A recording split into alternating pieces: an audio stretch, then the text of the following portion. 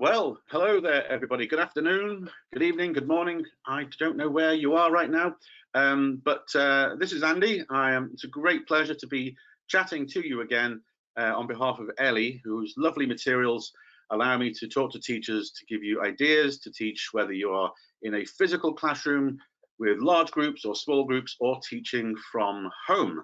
And of course, at the moment, we're still working remotely.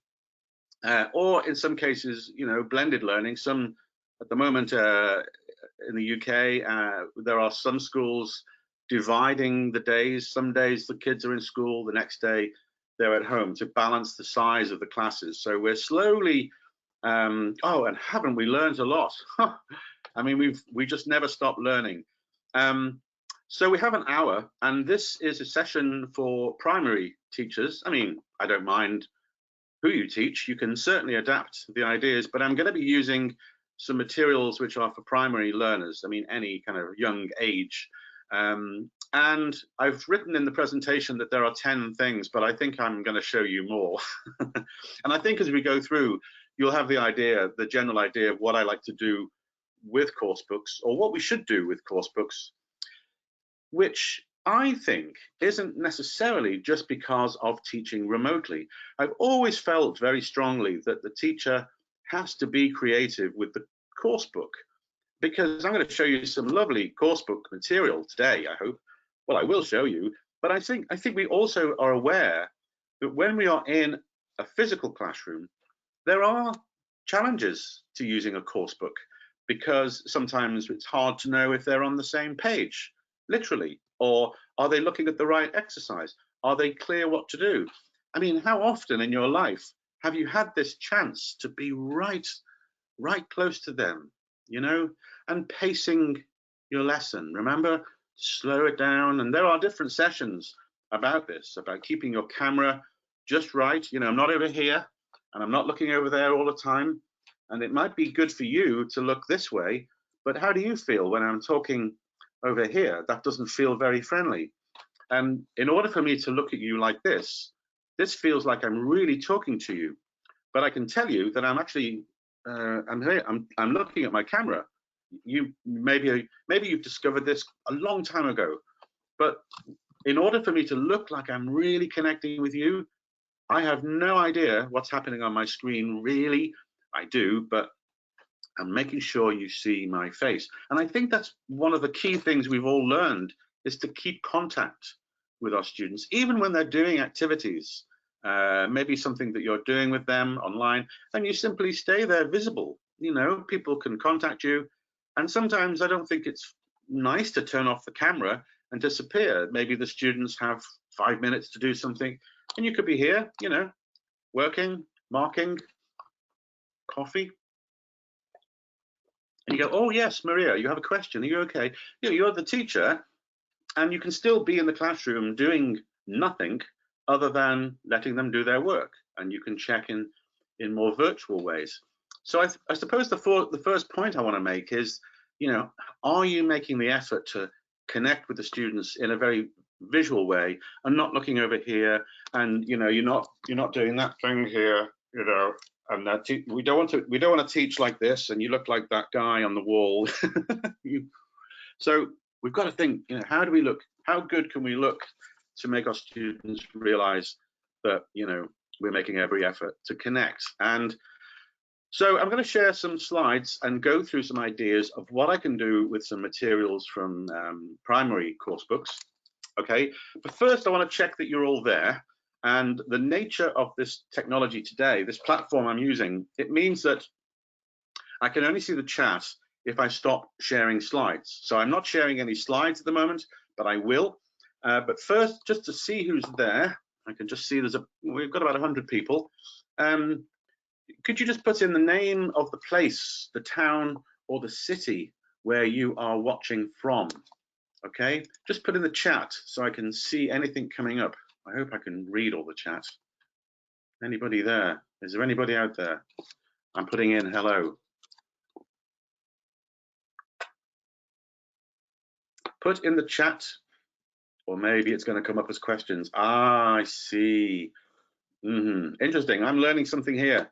Well, I do know this platform. It means that I have to go to the questions area of my chat. That's okay. So, okay, just so I know this is working, what is the weather like where you are right now? Let's check. What, sunny, hot? Oh, you lucky. Lucky, lucky, lucky. I'm English, but I live in Scotland, and I'm afraid it's typical today. It's wet and dark. Hot. Okay, here's another question, my lovely teachers. Okay, which month is your birthday? Okay, May, March. Okay, you're all there. All right. Okay, do you like my shirt?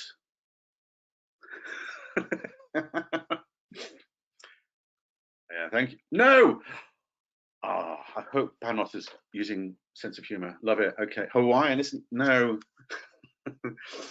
But whenever I wear this shirt, I get a lot of comments. So I always ask, oh, okay. Well, let's hope my presentation is as good as my shirt. All right. Okay. So now I know you're there. All right. And, you know, look at me. I'm trying to do my best to look all kind of enthusiastic, because I am enthusiastic and I like helping you. But I'm in a room. Look, I'm just in my lounge at home. All right. Let me show you my home. Okay. So here we are. Look, there's the window. You can see the rubbish weather, lamps, and I'm going to look at my lounge in a minute with an activity. But you know, I think it's great. You know, it's kind of interesting. I don't know how you feel about it, but I think it's kind of interesting that the kids have got to see our homes inside each other's homes or the bedrooms. You know, that's their really private space, and I hope you've been using their space. We're going to look at that today. And I'm going to go back to the chat. Have you done activities where you've used the space in their house to work activities to include their home? Did you have you used activities where they're using things or the space in their house? Yes or no in the chat? Yes or no? Yeah, yeah, yeah. Great, isn't it? No, you're providing. That's my job. Okay, thank you. Not really. You're curious. All right. Well, you know, we'll come to that. And I'm also at the end of this session going to allow for some maybe bigger questions and some other ideas. The first thing I want to share with you is contact information, because this is going to be a session where, hang on, can you see this if I put that in there? Did you all see my email address there and contact details? Can you, yes or no? Can you see my contact details? Yes. Okay. So look, if this all becomes a lot, and if I think we're going to record this, so we'll cut out the bit about the shirt and get on with the activities. But contact me or contact Ellie there with any help you need regarding materials. You can contact Ellie. And if you want more ideas, you can contact me. My email address is there. I'm going to start sharing my screen, which begins with my information, because I think it's important for you to know that I'm not just this distant character. I want to help teachers. I have found loads of resources. Maybe you have too. I do have some favorite things I've found, and I will share those links at the end of the session. And there's plenty of ideas on how to teach primary online, how to use Zoom more effectively. Okay, so there's loads of things, and I've got my little collection. And there is also, let me just find it, one more link. Please don't read it now. I want to talk to you. Can you see there? Send to all. There is a link there, which I hope you can see. Can you all see the website which ends with ELT download? ELT-download. Can you see that? Okay, good. Well, look at it later. Don't do it now. But when you click on that, there are a number of articles that I've written about teaching online. And at the bottom and in the tips and techniques, I've also embedded some videos and some blogs by other people, you know, including the British Council, who've provided a lot of content and webinars for you to watch. So there's no shortage of help. And also, you know, you don't have to read everything. You don't have to watch everything. Just think about, what do I need for my class? Am I Am I worried about how to keep them engaged? Do I want to know how to use, not cows, visuals? How can I test what they're doing? How can I look after their well-being? Let the question be enough. Find what you need and give yourself an hour or half an hour to find information, and let that be enough, because there's a lot out there and we don't want to be overwhelmed. Now, let's get on with our my own ideas. Let me share my screen. Okay, and Sylvia, please tell me if you can't see this slide, because I hope that I'm showing you all a selection of the sort of primary materials that are available with Ellie Publishing. Sylvia, if you're watching and listening, if you can't see the slide, please let me know, because that would be a problem. I see them perfectly. Now, thank you, Sylvia. Excellent. Okay, great. Now, if you go to ellieonline.com, you can start to make your own choices about those levels and age groups. And as you can see, there are games and puppets and oh my goodness. But today, I'm just going to look at some of the titles that are new. Fabulous Story Garden, which is a story-based primary course book, and the first in a 3-part series, Start, Move and Fly. And I'm absolutely going to show you some examples where I would use them remotely. All right, and there's just a little bit of time here to get the idea and get started. But I want to show you this. This is free. It's not by not by Ellie, but it's free, and I love it. Now let me show you this. Let me just go into. Let me share my my internet with you. Okay. Sylvia, can we see something called wheelofnames.com coming up on my screen?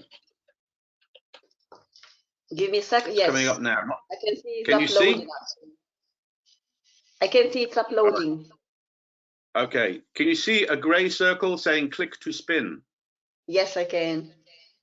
Great. Okay, everybody. I discovered this recently, and maybe you've seen other things too. Now, it's really a really useful thing, because, for example, maybe you have some names of people in your class. Normally I would ask volunteers, but let's have names like Mary, we'll have Sylvia, we'll have Lauren. Look what's happening as I write in here. Joe, oh, I don't know, Chloe. Okay. I'm adding names all the time. Ken, Keith. All right, and Edith, which is my mum's name. Now, you see what happened as I wrote the words in, and if I want to choose a name, I click spin, and it chooses a name. Now, you can see immediately as a teacher how useful this is, because now they get, oh, okay, it tells me that Joe wins. You can take away the, you can take away the sound, but this is a good way to choose names in case students feel that you're picking on them. And they can use the same wheel when they work out in breakout rooms, or even when they're playing at home, you give them some activities. But look, this wheel can be anything you want. You maybe you saw earlier that if I put in colors, look at that. Now I can choose a color. And I'll show you how I can use that in a moment. If you're thinking this could be a dice, you're right. One. Let me just put in. Oh, let's stop the red thing. I don't want it to do that anymore. I want it to stop moving. Right. Purple. Thank you. Well done, purple. Purple's a winner. Right. I'm closing it. Now I want to change my spinner. 1, 2, 3, 4, 5, 6. Now I have a spinner with 6, like a dice. So if you have any games where you want to play or choose pictures, and I'll look at that in a moment, or I could have 7, 8, 9, 10, 11, 12. Now I'm not going to waste time by spinning it, but I'm going to come back to that later. Now that is such a cool tool. It's called wheelofnames.com. All right. And that's so useful. You can put in prepositions, You could put in question words, why, who, when, and let the wheel. You could open two tabs. One has question words. The other one is maybe tenses. You could put in past simple, present continuous. You know what I mean? Anyway, there's a whole session we can do on spinners, but keep that one in mind, wheelofnames.com. Now I'm going back to my slides now, and as I said, there are all sorts of things you could do with this when you have a course book, because the options and the possibilities are endless. Now I'm going to show you a double page spread from a book called Start, which is a new course book for the starters, movers and flyers, starters in this case. Now, this is where I'm going to start talking about using the course book more closely from the remote teaching perspective. Sylvia, quickly, could you tell me that you can see a double page 51 and page 52 of Start? Yes, I can see a double spread. Not sure which page number is that. Right, okay. And in the bottom right-hand corner, you can see a cart with toys, and in the left-hand side, two kids playing. Yes. Okay, so my dear teachers, this is what I'm thinking. Now, here's a very typical but lovely double page spread from a course book. And what I always do with teachers is to, and I'm sure you're doing this already, but you never know who's watching, that you could be a new teacher, or maybe you always like to go through every exercise, but that's not the way that I do it, not even in the physical classroom. Now, this looks like, I mean, this unit is about he's got, it's got, and it is, and they are, low level, okay? And whose toy is this? Is this your toy? You can see the language going on. But I still think when you've got a primary class, you know, it's great when you're teaching remotely, because what I can do is just think about a focused area and put that on the screen. Now, this is something you should absolutely do when we're back to normal in the physical classroom, is you don't have to go through a book piece by piece. You should break it up. And I think that's crucial, because as I said earlier, students get lost. And somewhere, I think they're thinking this is just a book, you know, this is a school book. We want to really keep them focused. And of course, visuals are the way to go. So one activity would be, can you remember? So here I am. The course book is asking me to do something, but I'm completely ignoring the course book. The course book's great, but I might want to do something different, and especially with remote teaching. Now, I want to activate the language that we're teaching, and I've decided that's a great picture. I want to use that picture to build up the language in the classroom. I focus them, and then I can go back to the course book. All right, and you can do this on a whiteboard, an interactive whiteboard, when you go back to the physical classroom, or maybe you're in the physical classroom now. Now, what could I do with this? Well, there are many things I could do. I would certainly, possibly, start my whole lesson with just this picture, which, from a psychological point of view, is much more interesting and entertaining than a child looking at a course book, which I say is lovely, but I want them to be completely clear and on what I want them to do, and focused on one area of the book. Now then, my teachers, I'm going to give you 15 seconds. 15 seconds, I'm going to count them, whilst you remember as much as you can. Memorize this picture, okay? 15 seconds, go.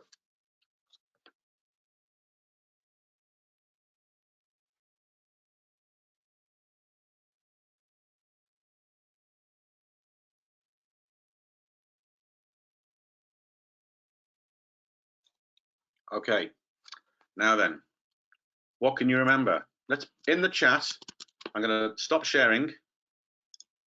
In the chat or in your questions, what nouns or colors can you remember? Imagine your children doing this.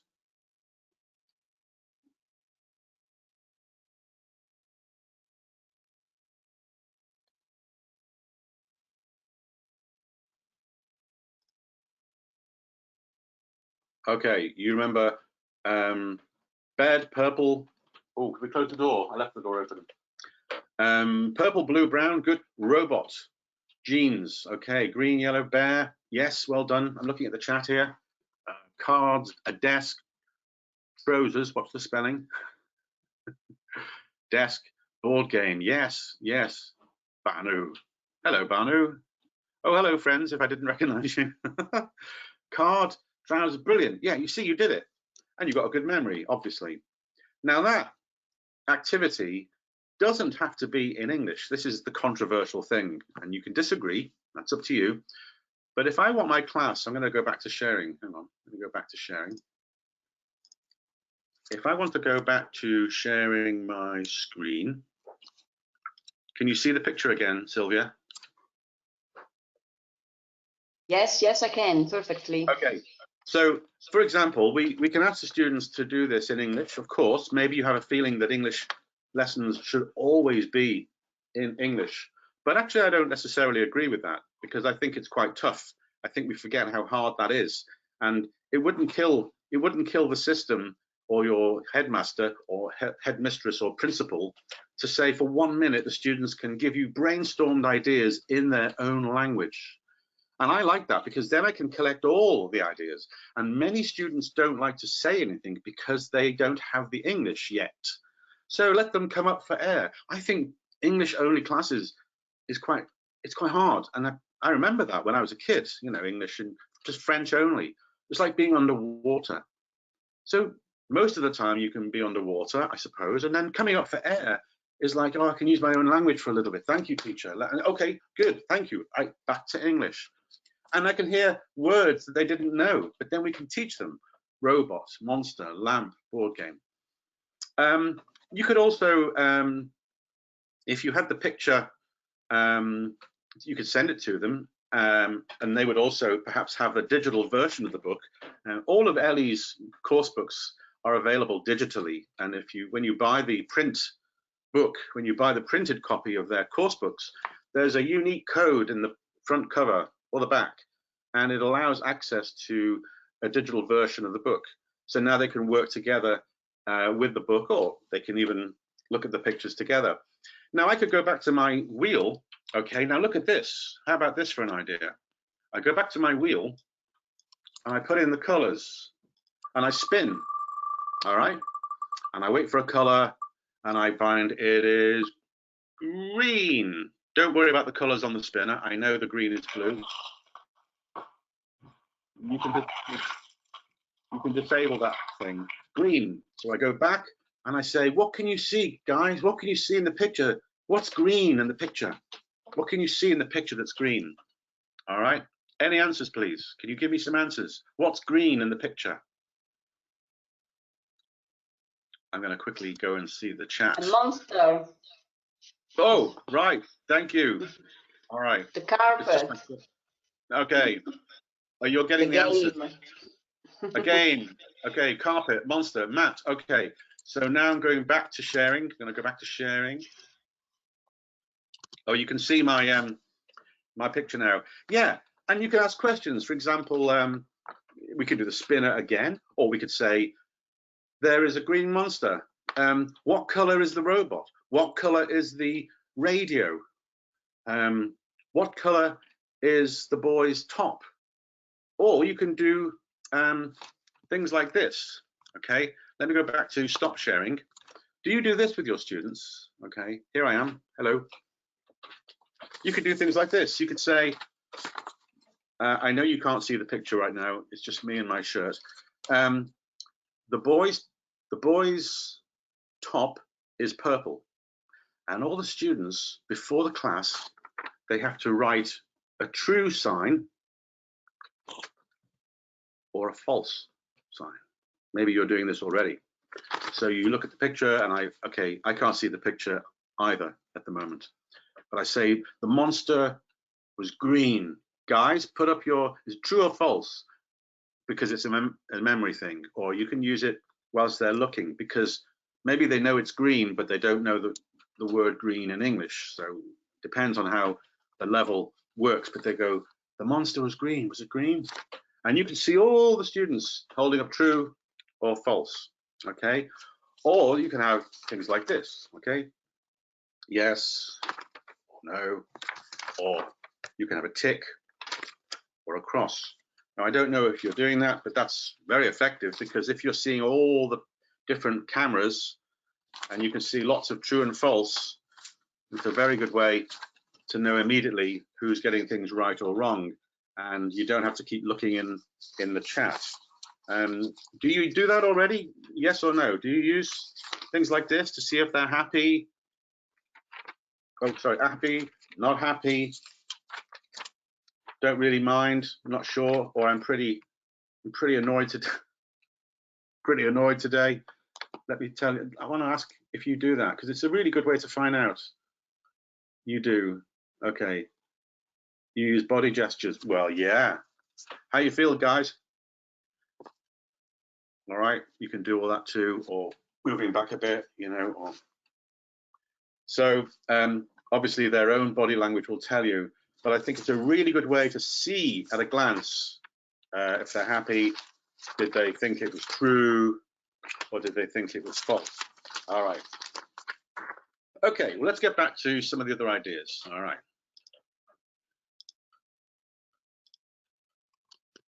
All right. And like I said, with a simple picture, you can do things like there is, there are, you've got colors, you could do true or false. If I was with you in the workshop, one day I will be, I hope, wherever you are, although you're all in different places, so that could be interesting. There are so many ways to use that simple picture, but I would absolutely start the whole unit with that picture. That doesn't mean that the course book is not well designed, because it's one of the most beautiful books I've seen in ages. But that just tells me, what can I find to get my students to go where I want them to go before I start giving them more work.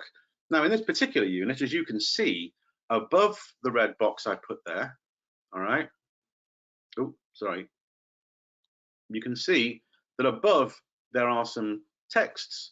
And so this is leading into teaching the kids how to maybe write some sentences or say some things. In fact, there's a little game there, isn't there, at the top in number 5, to find their favorite toy. And they've got to read and write the toys. Well, you could do that, but I might completely ignore it and just do this part and get the students to sort of recreate simple sentences based on the vocabulary that you've been teaching through the picture. Beautiful, ugly, dirty, clean, you know. And of course, the course book, that's the great thing about course books. They've really made it clear at the beginning of the unit, and the teacher's book, always read the teacher's book. So many great ideas in teachers' books on how to elicit and then scaffold the production of language. And here we're doing some writing. Or maybe in the class, you've got the students to say simple sentences. This is my toy. And hey, where are we? We're at home. So you say to the students, right, okay, guys, come back in 5 minutes. Don't go forever. Come back. I want you here in 5 minutes. Go away and get your favorite toy, all right? Or the day before, you say to them, guys, for tomorrow's class, I want you to have your favorite toy ready, okay? Tell them in your own language. It's not about English. It's about getting them ready for the classroom. I have got my toy. Do you want to see my toy?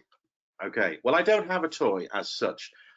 This is my this is my favorite thing.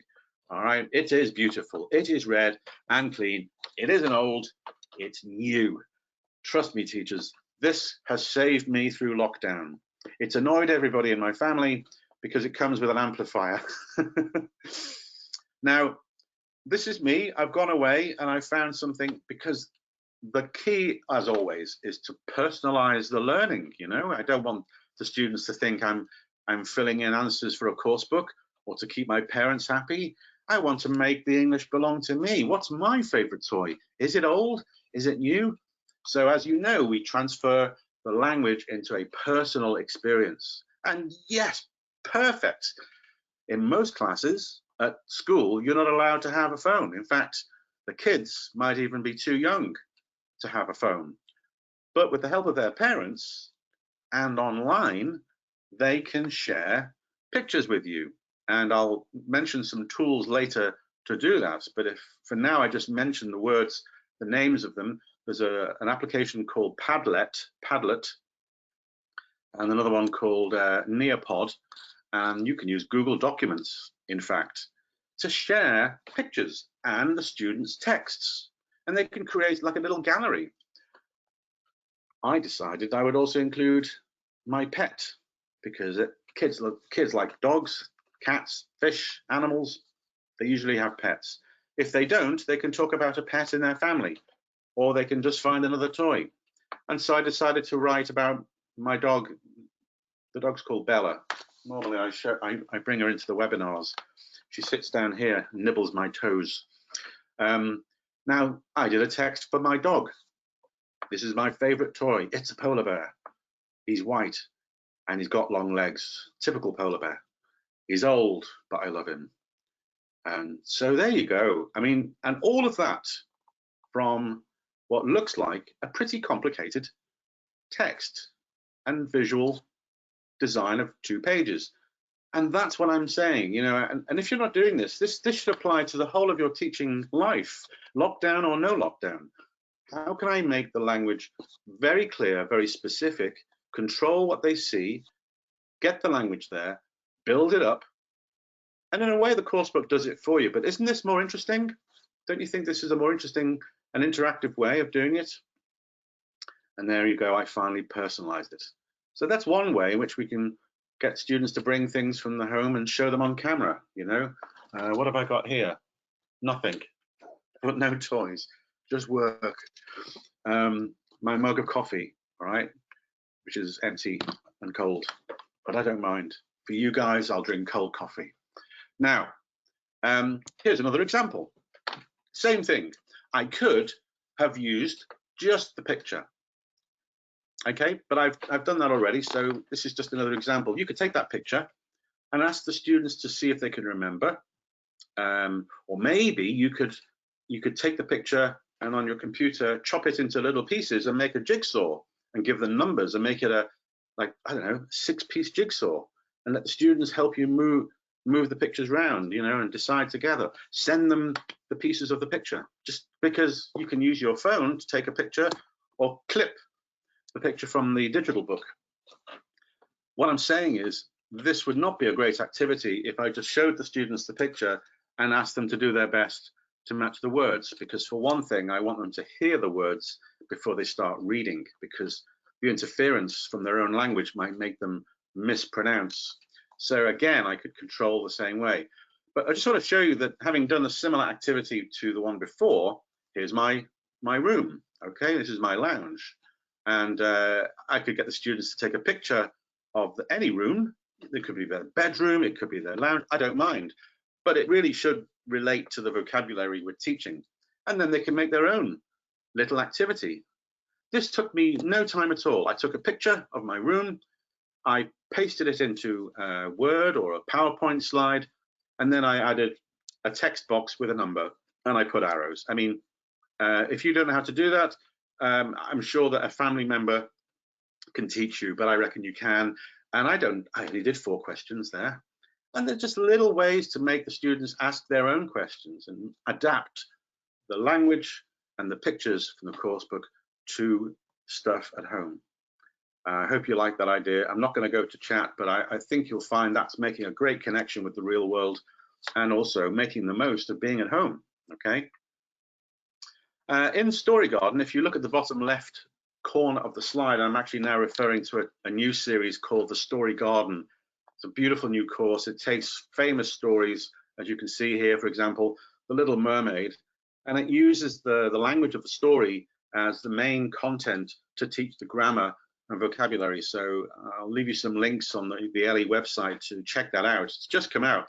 And there you have a great example of, again, I've used the vocabulary from the home, bed, wardrobe, bookshelf, armchair, and all of this in the context of a story. And then I had another idea, right? I could go to YouTube. I haven't got time now. There's probably, I mean, every fairy tale that is in this course book probably has a YouTube clip from Disney, which is out there on YouTube, like a little clip from Cinderella or a little excerpt from, you know, Pinocchio. And here, I'm sure if you Google Little Mermaid you'll find a scene. And if you look for a scene where you can stop the scene, where they're in a house or they're in the jungle or whatever, for whatever vocabulary, you just take a screenshot and then you can ask the students to make the labels. Again, this is not something that's just for the remote classroom, but it does maximize the potential to use our screens.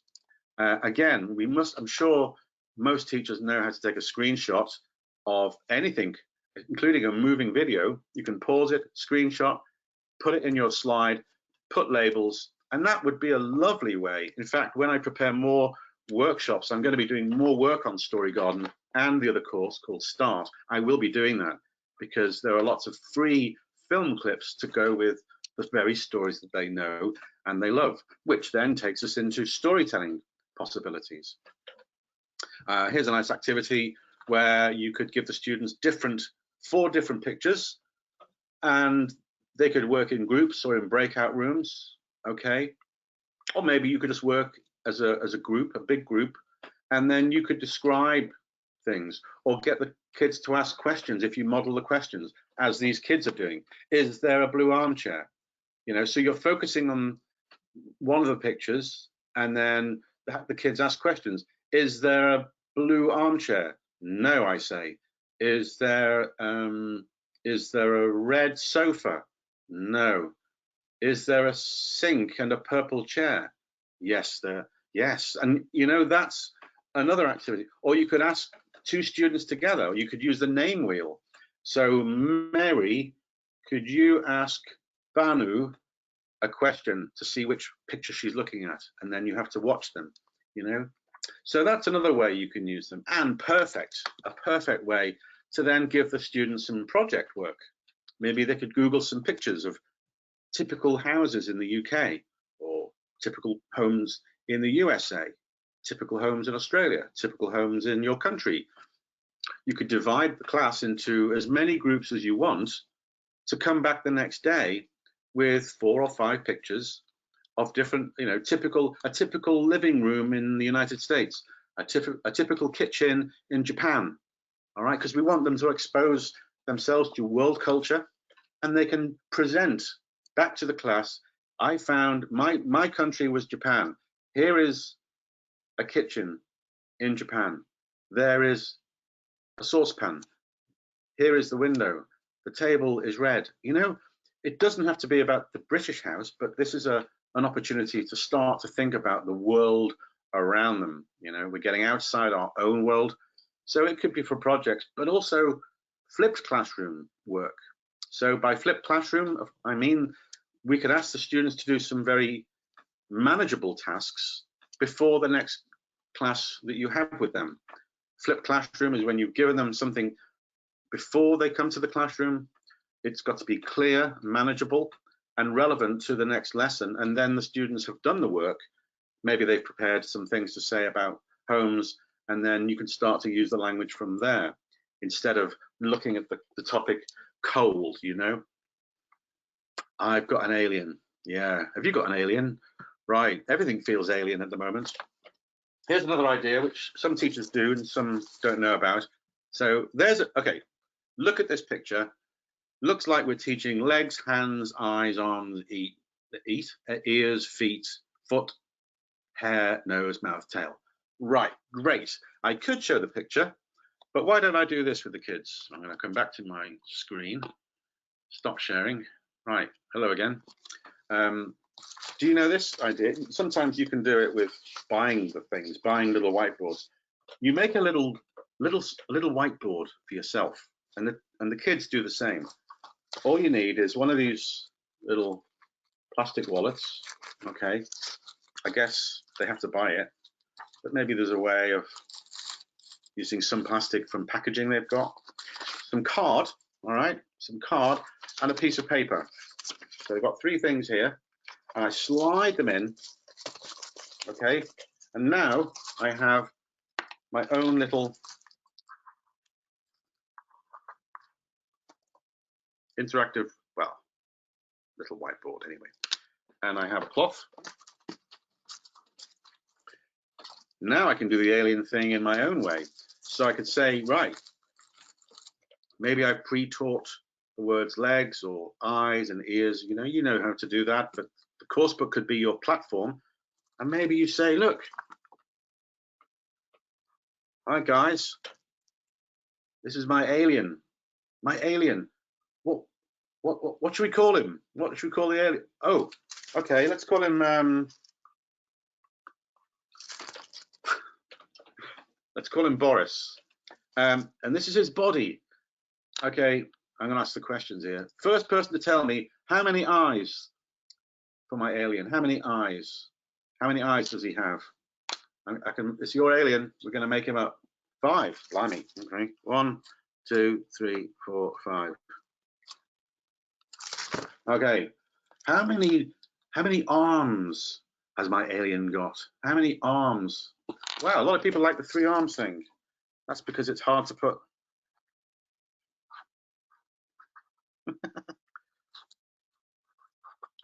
Okay, so he's got, there could be legs, I realize, but I'm not very good. So I've given him an arm coming out of his head. Why not? Okay, what about, sorry, Vanu, 3 legs, majority rules. It's democracy in the webinar. What about how many legs, guys? I don't have enough ink and time, so let's make it 1 leg. He's going to have 1 leg. I'm sorry, I've decided. He's having 1 leg to save us time.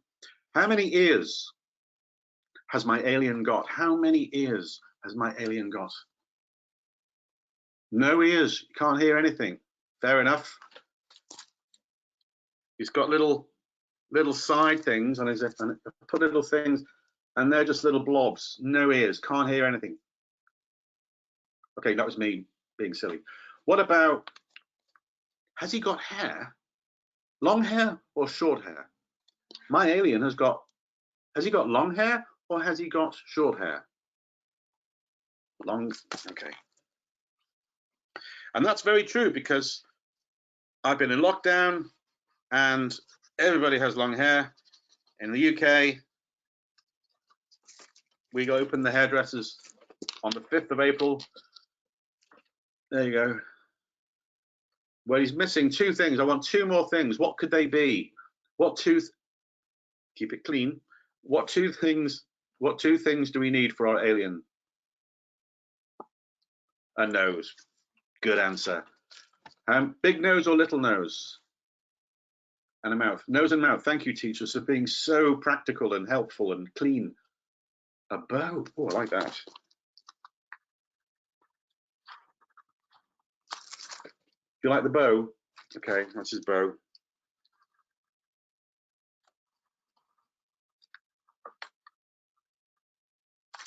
It looks more like a butterfly, but we want a nose. Okay. It looks like he's got a set of lungs hanging out of his body, or kidneys. But we're not doing kidneys until they're older. But he's super cute. Thanks, Murto. What about the nose? Quickly, we haven't got much time. Little nose or big nose? Big.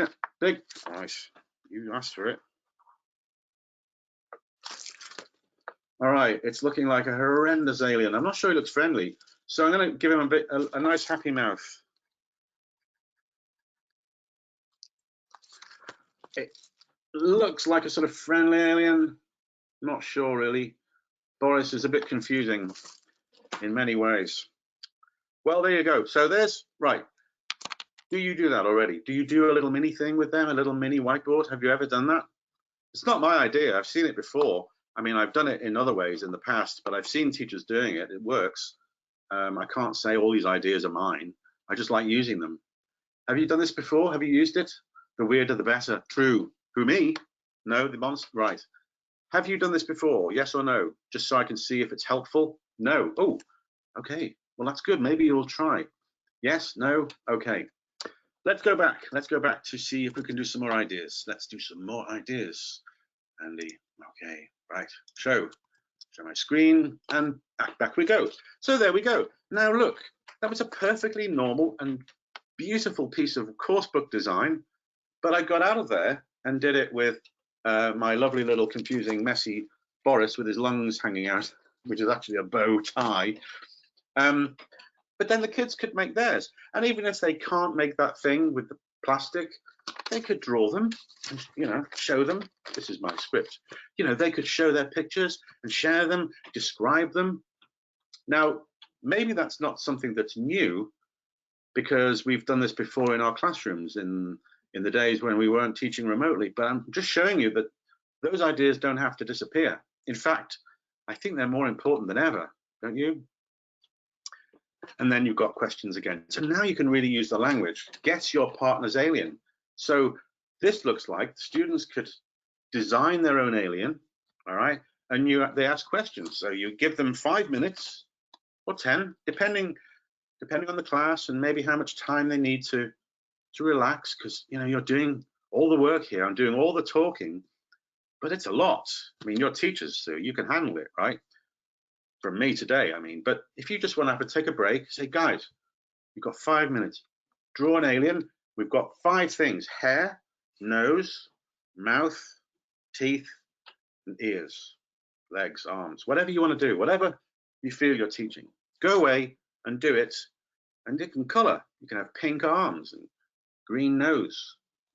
The questions can then be between the kids to each other, not just you. You don't want to be the center all the time. And there you go. We've got, in this story garden, we've got parts of the body by using Aladdin and the magic lamp, you know. So I do think stories are critical, and that's great that they're in the course books. Of course, I always tell teachers to use graded readers, you know. Okay, I didn't get Aladdin today. It's downstairs, but I've got, for example, Snow White. I think Snow White's in here, and I could do some reading, you know. I think it's a great idea with every class, physical classroom or remote classroom, to read to the students for 5 minutes every day. Maybe at the beginning, or maybe at the end, or maybe in the middle, because stories are not just fun. They are fun, but they repeat language. And the more you hear English at or below your level, you're actually helping them, because the course book is giving them new language. These readers are designed to repeat the language. But the Wizard of Oz says the same thing to all of them. First, they must kill the bad witch of the West, and then you can show the kids, and then you can see a monster here, an alien. So it's really good if you can get, you know, graded readers. Ellie have got hundreds of them, and I'm always talking about get the stories with the stories in the course book. Now here's another idea. How much time have we got left? We've got 5 or 10 minutes. In a book like Start, a lot of course books have this, but in Start, the new book, and other LE primary titles, you've got a picture dictionary at the end of the book.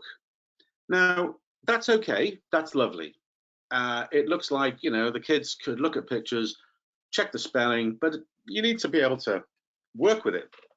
Well, trust me, the teacher's guide will give you ideas, but I've got some today.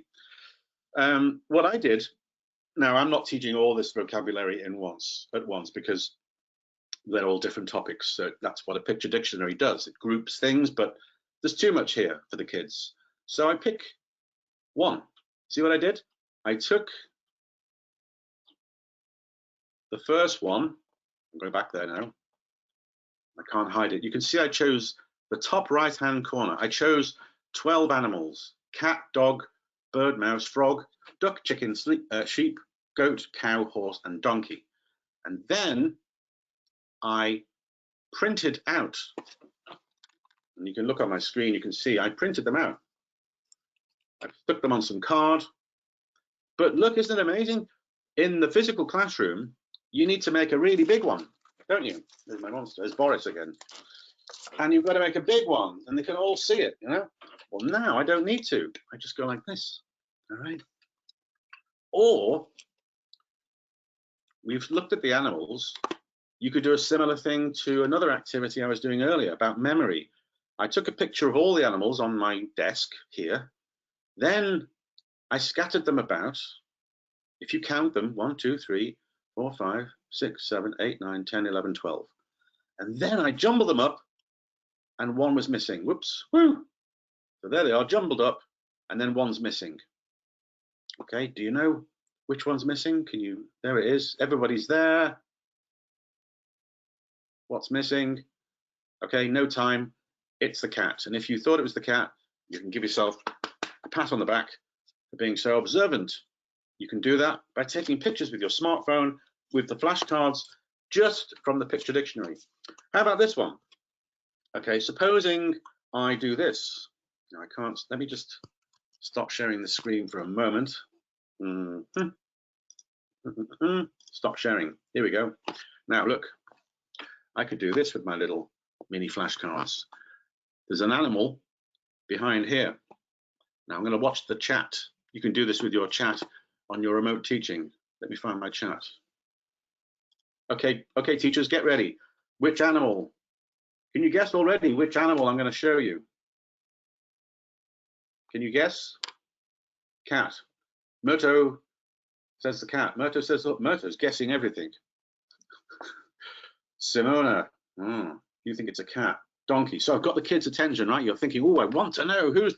So then I could just reveal a little bit. Oh. Now, what? Okay. Is it a cat? It's a dog. Right, great. One more. Okay. Oh, this is a good one.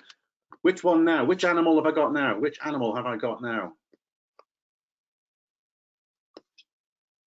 Dog? Giraffe? Maybe I should give you more time to look at those animals. We're doing farmyard animals. Rosamine, I'm not laughing at you. I'm just making some fun here because we're all a bit crazy. But this was farm animals. I didn't show you the picture long. Mouse, duck. No, Rosamine, I'm only joking. It's fine. But I like giraffes. Do you know the giraffe has the largest heart of all animals? I think because it's true. They have a long neck. You know that, of course. But they need a large heart to pump all the blood up to the neck. It's true. Things you learn on webinars. I believe the giraffe has a very large heart. And that's me trying not to go on too late. So look, can we guess? Can we guess? What do you think it is? What do you think now? Is that a cow? Really? Do you think it's okay? Okay, you got it. All right. So that's a good activity, and you're just using these little things. All right. Or you could put them in a bag. You know, they're all in a bag, and you go, which one is it? Which one have I got? Oh, it's the dog. You know, like that. You could even, I don't know why, but I seem to have a typical teacher. I seem to collect toilet rolls, probably because there's nothing else you can do in lockdown except go to the toilet and collect toilet rolls.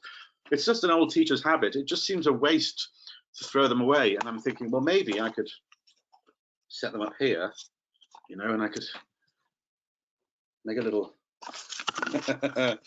I could have a little conversation, you know, and we've got the donkey noises, haven't we? And we've got that's my match. And they could have conversations, you know. Hello, I'm a donkey. Hello, donkey. You've got big ears. Don't be so rude. You are very tasty. Ah, and then you get the idea.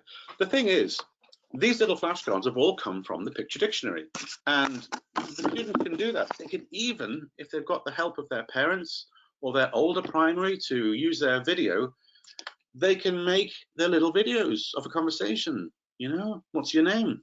What color? I'm gray. I'm a gray donkey. I'm a gray donkey. Great dinosaur. What have we got here? You can give clues and ask them to guess. Of course, absolutely, great idea. Someone's giving me their email address. That's fine. I'll write to you. No problem. Love to have new friends. Now, let's go back to the presentation and see if I can do some more things before we go. There's so much we can do. Okay, back to the presentation. I gave them numbers.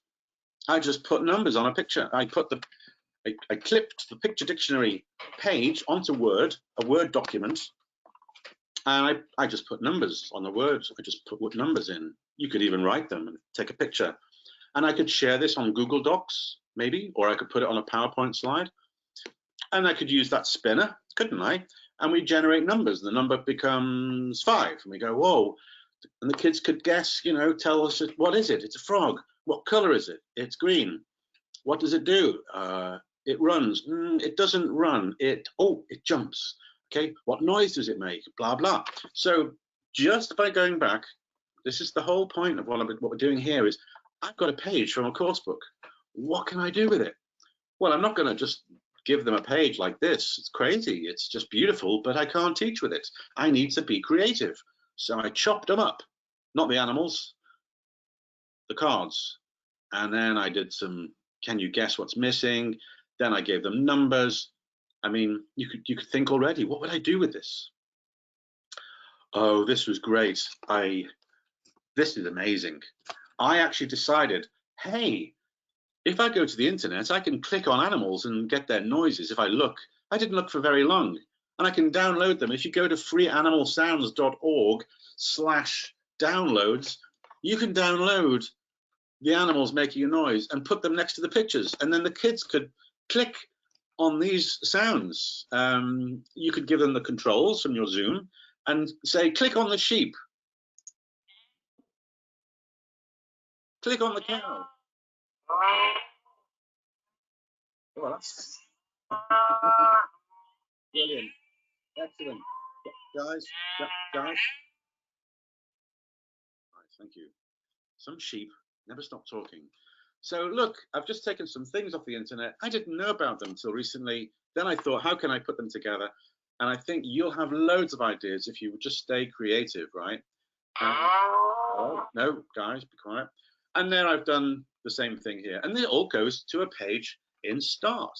So you have a picture, but I went straight to the back of the book where I found the picture dictionary to teach the word, maybe the sounds, colors, legs, hair, ears, noses, whatever. And now I can do something that looks much more like a course book and work with the material in a more academic way. Because, yeah, there is a place, a time and place for teaching students to produce the language. I can do this. I can't do that. A donkey can do this. A crocodile can do that. So I hope you can see that what we're doing is lifting things out of the course book, personalizing them, looking the world around us, being creative with all sorts of things we can find, just like we do as primary teachers, and finding out if things are true or false, or if students are happy or just angry. You know, I think that that's the way to go. And I'm sure you've heard things today that you've figured out for yourself. If not, I hope that I've been helpful there too. This is a nice one. You could spin, you can make a 6-number spinner, and then you can see what number it lands on. So you go, bounce a ball, number 6, bounce a ball. So they can pretend we're bouncing a ball, okay? And then you spin it again. Ooh, number 2. Or you can have a dice. Maybe you have a dice at home, you roll it, but you show the camera so they can see you're not cheating. And you can say, oh, number 3, push-ups. Come on, guys, push. If it is safe to do so, and you have the room, and you don't hurt yourself or anyone else, do press-ups, do 3 press-ups. Okay, and you can show the cameras, and they're showing the press-ups, because you can still do PE at home. And trust me, I've seen my 14-year-old doing his PE for his class. And here we are right in the middle of a primary course doing it as part of CLIL, which is, you know, content and language integrated learning, other subjects from the curriculum put together. All right, and look, they can even see there what they can do, how many hops or jumping jacks they can do in 1 minute. So, you know, taking the course book, bringing it to life, being active. There you go. This is me making a 6-number spinner to decide. So all of these slides I'm going to send to you over the next couple of days. If you've registered, which you did, then because the lovely people at Ellie, they know your email address, I will send you all the links and these slides to give you plenty of opportunities to try creative things. There's a nice page I found in the Story Garden. A happy star is, a sad star is, and this, what I would do here is I would decide with the group, hey guys, let's decide what color is a happy star, what color, and then we all disagree, but then we have a vote, and maybe everybody, the majority agree a happy star might be, yeah, orange or yellow, okay, and that's the color. So they have a copy of this, or they simply draw one. All right,